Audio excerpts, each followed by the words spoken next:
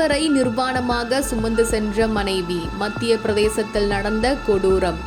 மத்திய பிரதேச மாநிலம் திவாஸ் மாவட்டம் பழங்குடி கிராமத்தில் வசிப்பவர் 35 வயதாகிய மம்தா.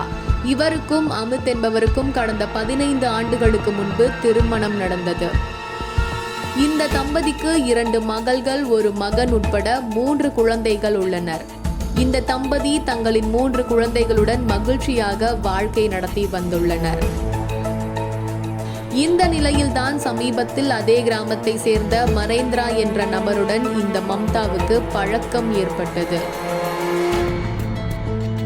இந்த பழக்கம் நாளடைவில் கள்ளக்காதலாக மாறியது. இதையடுத்து மம்தா தனது கணவர் மற்றும் குடும்பத்தினரிடம் சொல்லாமல் மரேந்திராவுடன் சேர்ந்து வீட்டை விட்டு வெளியேறி தனி வீடு எடுத்து தனியே வசிக்கத் தொடங்கினார்.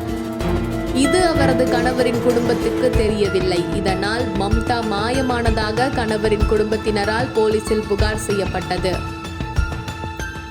போலீசார் மம்தாவை தேடி வந்தனர்.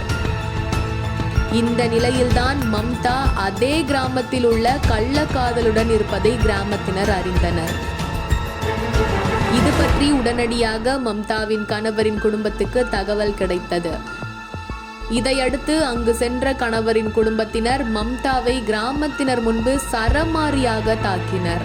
மேலும் ஆடைகளை கிழித்து மானபங்கப்படுத்தியதாக கூறப்படுகிறது.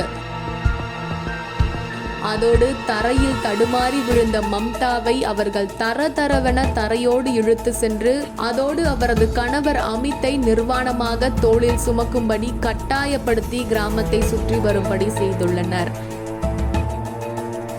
அப்போது மம்தாவை பெல்ட்டால் கொடூரமாக தாக்கியுள்ளனர்.